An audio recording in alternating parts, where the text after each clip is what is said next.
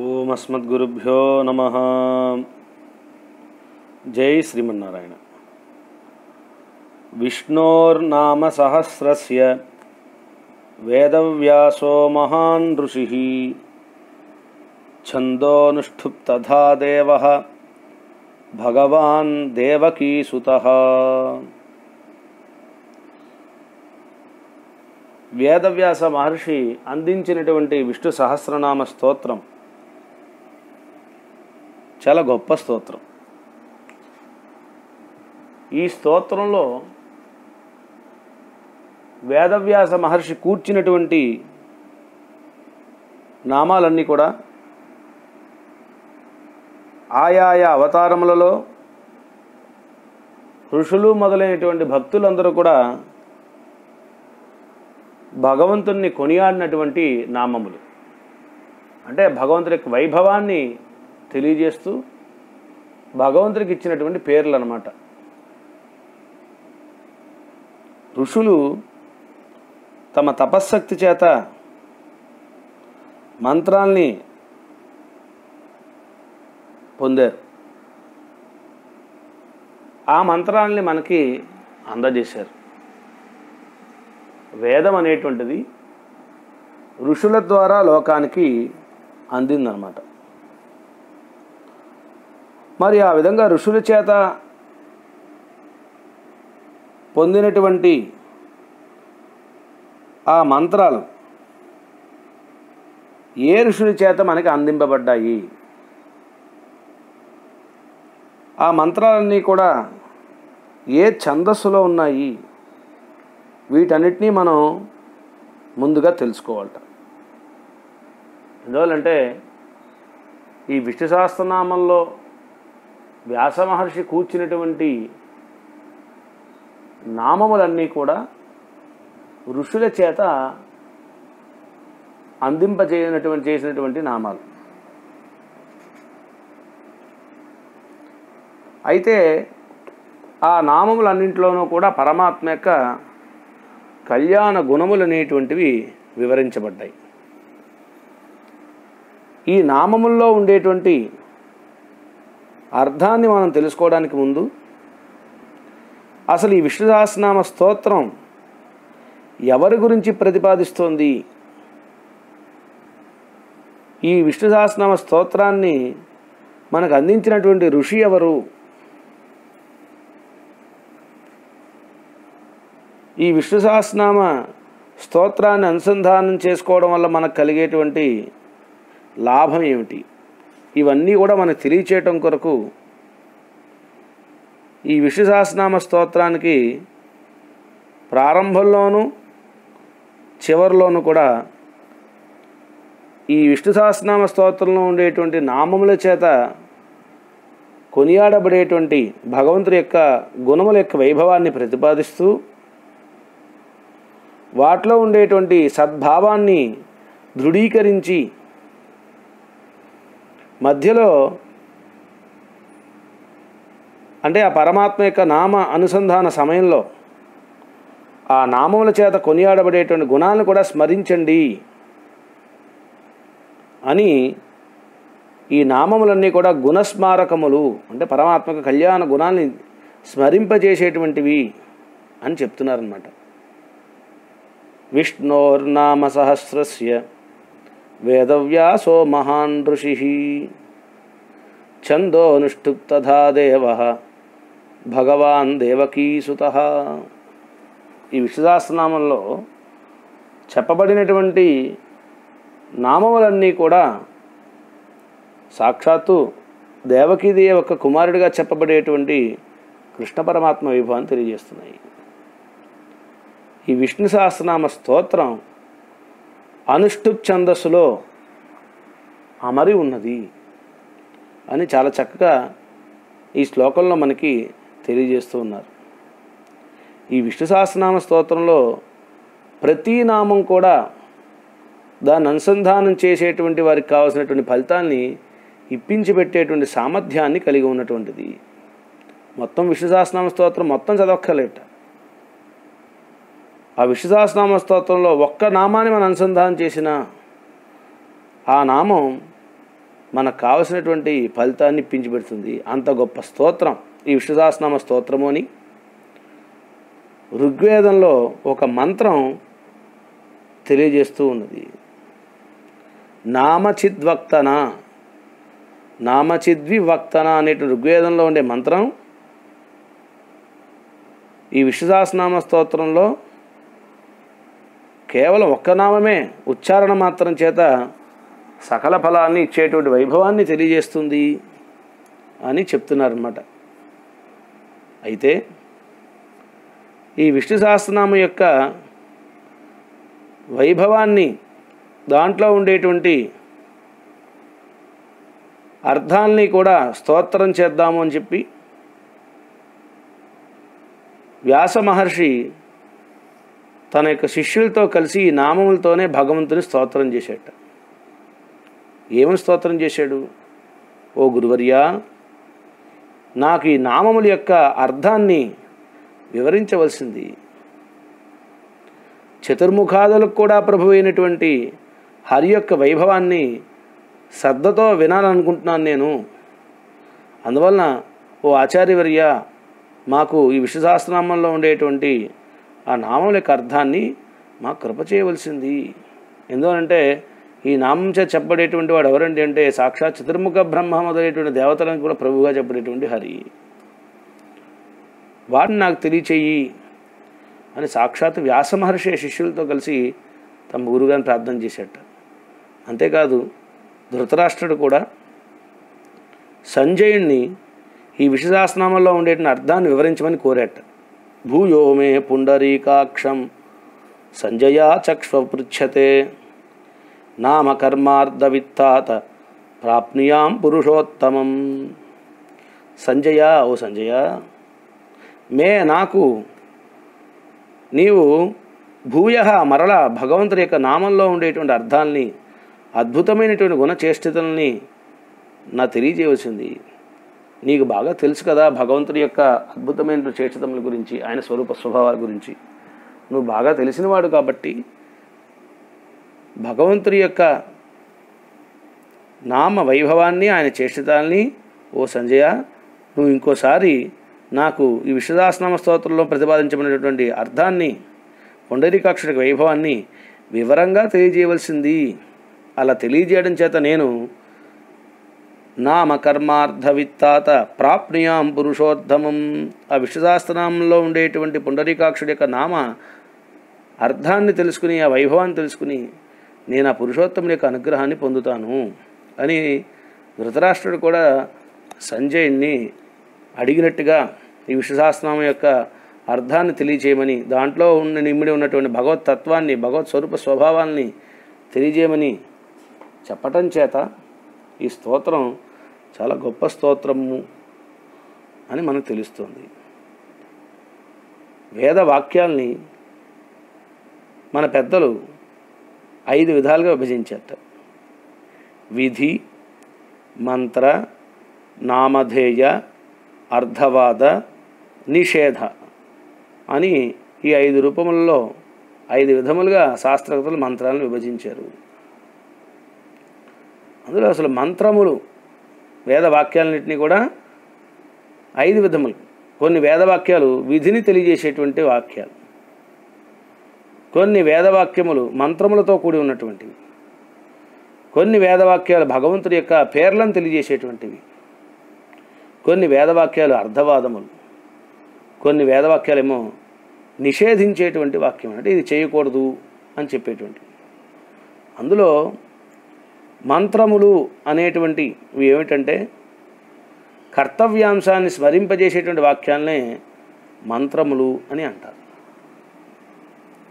ఉదాహరణకి ఇషేత్వోర్జేత్వ వాయవస్థో అనేటువంటి మంత్రం ఉందనుకోండి. ఆ మంత్రంలో ఇషేత్వ అనేటువంటి పదాన్ని ఉచ్చరిస్తూ చినత్తి, ఇషేత్వేతి చినత్తి, ఇషేత్వ అని చదువుతూ మోదుకర్రను ఛేదించాలట. ఊర్జేత్వ అని చదువుతూ దాన్ని వంకర లేకుండా సాపుగా ఉంచాలట. లేదా ఆ యొక్క మోదుగు కర్ర మీద ఉండేటువంటి దుమ్ముని కాస్త దులపాలట. ఇలాగా ఈ పని ఇలా చెయ్యాలి అని అనుష్ఠాన సమయంలో ఏ క్రమంలో మనం పనిని చేయాలో తెలియజేసేటువంటి దాన్నే మంత్రము అని అంటారు. అలాగా ఈ విష్ణు సహస్రనామంలో చెప్పబడేటువంటి నామములన్నిటికీ కూడా ముందు ఓంకారాన్ని చివరని నమపదాన్ని కలిపితే అది మంత్రం కింద మారుతుంది. అయితే ఈ విష్ణు సహస్రనామంలో ఉండేటువంటి నామాల్ని జపహోమాదుల్లో ఎలా వినియోగించాలో చాలా చక్కగా వ్యాఖ్యానంలో భట్టర్ వారు తెలియజేస్తూ ఉన్నారు.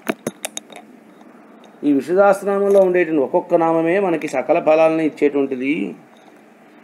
ఆ ఇచ్చేటువంటి వీటిని పాంచరాత్రాదుల్లో ఓం నమో భగవతే వాసుదేవాయ అనేటువంటి ద్వాదశాక్షరిని, ఓం నమో నారాయణాయ అనేటువంటి అష్టాక్షరిని, ఓం నమో విష్ణవే అని చెప్పేటువంటి 6 అక్షరములతో కూడినటువంటి షడక్షరిని, అలాగే ఓం కేశవాయ నమః అని ఇత్యాది మంత్రాల్ని వాటి ప్రభావాన్ని తెలుపుచూ అక్షర లక్షాది సంఖ్యల్లో జపిస్తూ ఉంటే దానివల్ల మంచి ఫలితం కలుగుతుంది. లేదు ఈ నామాల్ని 1,00,000 సార్లు ఒక్కొక్క నామం ముందు ఓంకారం చివరన నమపదము చేర్చి మనం 1,00,000 సార్లు జపించచ్చుట. లేదు యజ్ఞాల్లో 1,00,000 సార్లు జపిస్తే దాంట్లో 10వ వంతు అంటే 10,000 సార్లు తర్పణం చేయాలి. దాంట్లో 10వ వంతు అంటే 1000 సార్లు చక్కగా హోమం చేయాలి.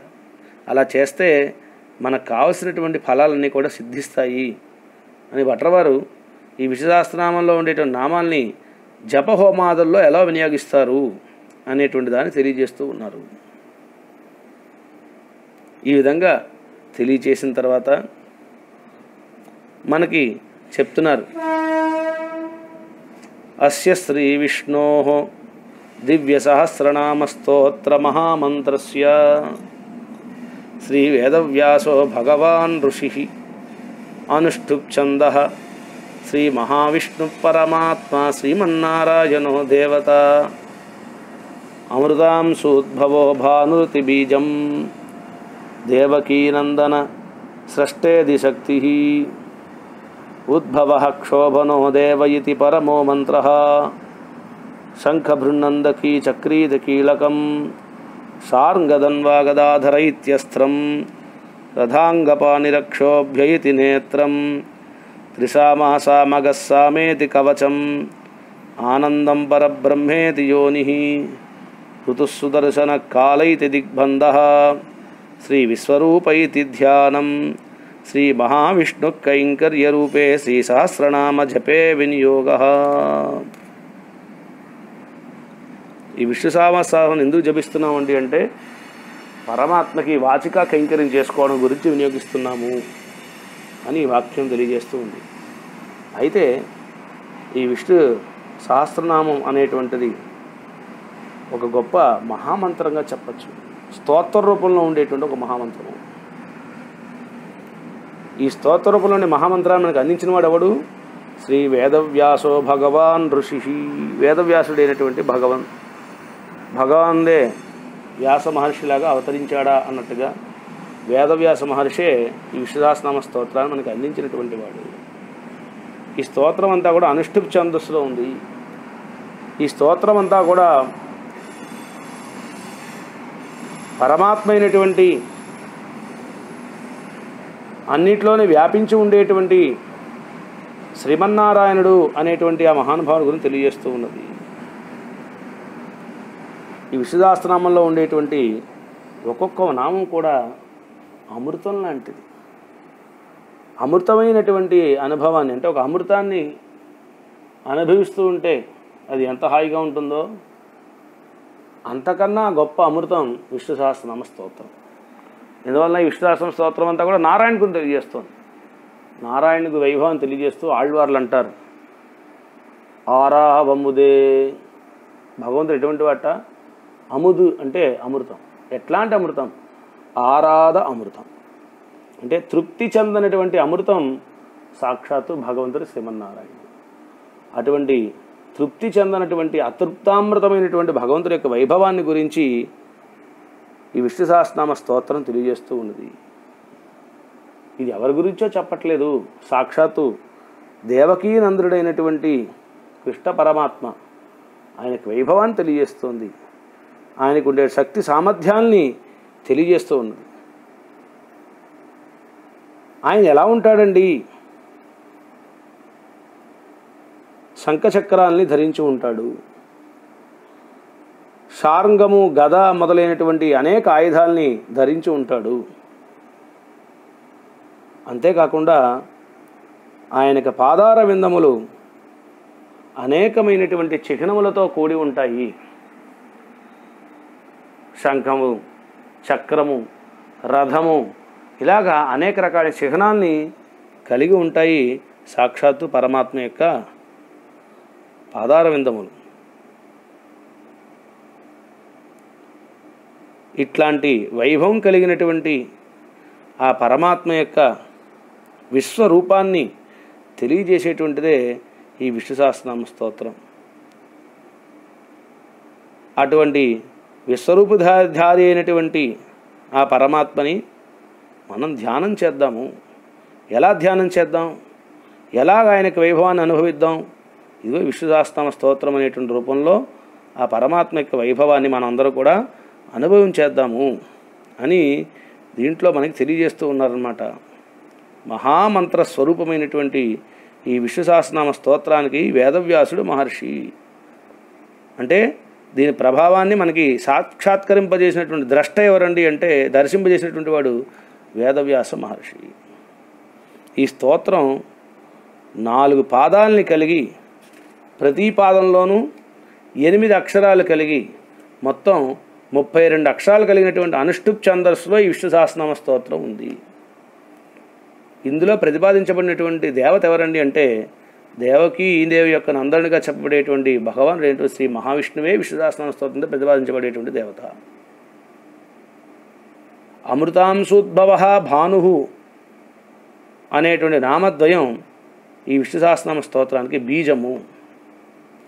దేవకీ నందన స్రష్ట అనేటువంటి నామద్వయం ఈ విష్ణు సహస్రనామ స్తోత్రానికి శక్తి. త్రిసామ, సామగహ, సామ అను 3 నామాలు హృదయానికి కవచముల వలె రక్షకంగా ఉన్నటువంటివి.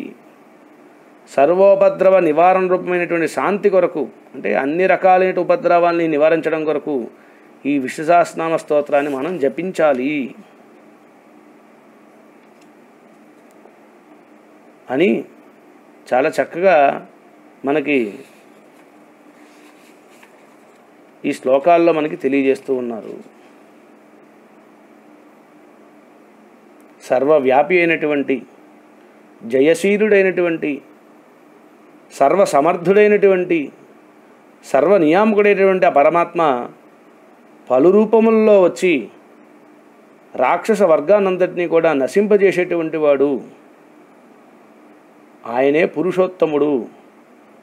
అట్లాంటి వైభవాన్ని కలిగినటువంటి ఆ శ్రీ మహావిష్ణువుకి నేను నమస్కరిస్తూ ఉన్నాను అని మనకి చాలా గొప్పగా ఈ శ్లోకాల్లో తెలియజేస్తూ ఉన్నారు. విష్ణుం జిష్ణుం మహావిష్ణుం ప్రభవిష్ణుం మహేశ్వరం అనేక రూప దైత్యాంతం నమామి పురుషోత్తమం. విష్ణుం సర్వవ్యాపి అయినటువంటి వాడు పరమాత్మ. జిష్ణుం జయశీలుడు పరమాత్మ. మహావిష్ణుం ప్రభవిష్ణుం మహేశ్వరం సర్వసమర్థుడు, సర్వనియామకుడు. మహేశ్వరం అన్నిటికీ కూడా నియమించేటువంటి వాడు, సర్వనియామకుడైనటువంటి వాడు సాక్షాత్ పరమాత్మ. ఇలాగ భగవంతుడైనటువంటి ఆ విష్ణుమూర్తి అనేక రూపాల్లో తాను అవతరించి అనేక రూప దైత్యాంతం, అనేక విధములుగా ఉండేటువంటి దైత్య శబ్దం చెప్పిన రాక్షస వర్గానంతని కూడా అంతం నశింపజేసేటువంటి వాడు. అట్లాంటి పురుషోత్తముడైనటువంటి ఆ విష్ణుమూర్తికి నమామి, నేను నమస్కరిస్తూ ఉన్నాను అని ఈ శ్లోకంలో మనకి తెలియజేస్తూ ఉన్నారు. మరిన్ని విషయాల్ని రేపటి రోజు ప్రవచనంలో మనం అనుభవిద్దాం. జై శ్రీమన్నారాయణ.